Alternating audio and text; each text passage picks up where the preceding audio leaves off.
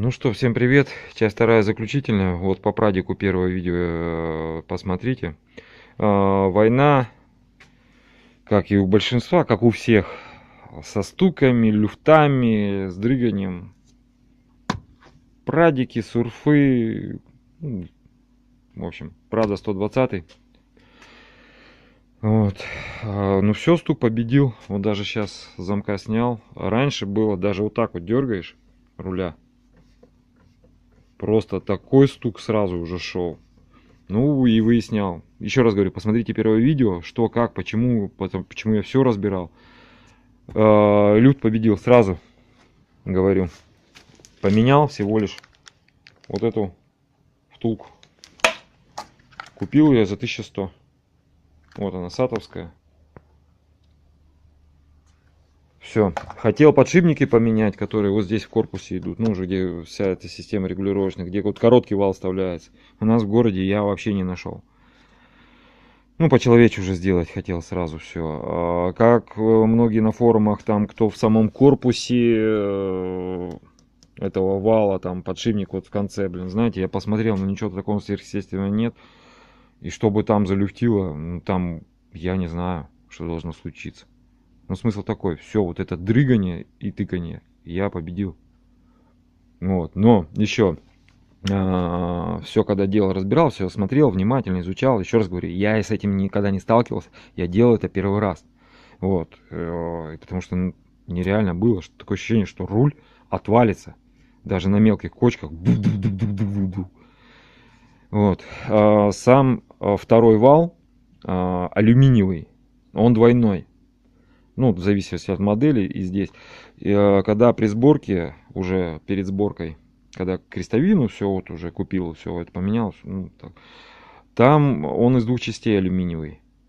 И вот нижний вал, который, к которому салонный карданчик прикручивается, ну, с демпфером, все вот этот. В общем, вот этот вал из толстого, из алюминиевого, был выдвинут всего лишь по шлицевым на 2 миллиметра.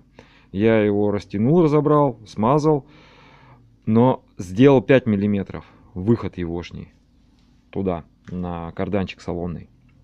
Вот. И потом всю систему карданчиков, как бы получается, она была такая просевшая. Вот. И вот этот хомут двойной, вот этот, который на двух вот этих болтах, вот этот, я старался вот эту всю систему, полностью всю систему вот этих карданчиков, как бы, понимаете, сделать в натяг, натянуть. Ну, пришлось повыеживаться, именно поймать вот этот момент. Ну, то бишь, можно как бы выразиться, что практически как струну натянул. Вот за счет вот здесь шлицевого вот этого длинного. Попытался отрегулировать так, чтобы именно кардан получился через все переходники как одна струна. Ну, понимаете, чтобы изломы лишние убрать, вот это все. Ну, и реально у меня получилось. Вот. Я говорю, подшипники не менял ничего, только второпластовую вот эту втулку поменял, крестовую. Все смазал, конечно, смазывал шевроновской смазкой красной, вот этой тугоплавкой, она все. Все.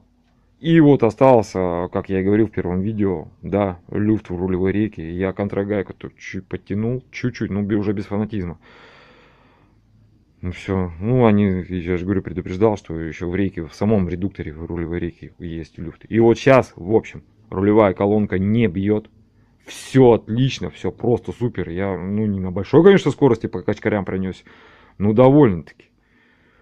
Вообще красота полная. Ну вот оказалось дело вот в этой второпластовой крестовой втулке. Так что вот так вот. Да, конечно, было бы еще здорово подшипники все это поменять. Ну нет у нас в городе. Ну, конечно, насколько хватит, не знаю. Но на данный момент супер. Потому что выработка вот этого алюминиевого основного тоже штока, который в корпусе идет, алюминиевого, вот этих усиков, там даже видно, а второпласт алюминий терся, что смазка, ну, я на видео на первом там даже видно. И вот как гуляла, и там аж она от времени алюминий вытерся, и вместе с перемешкой светлой смазки заводской аж черная стала. Ну, то бишь выработка. Ну, не знаю. Так что, в принципе, вот, со стуком победил, по крайней мере, вот, на данный момент.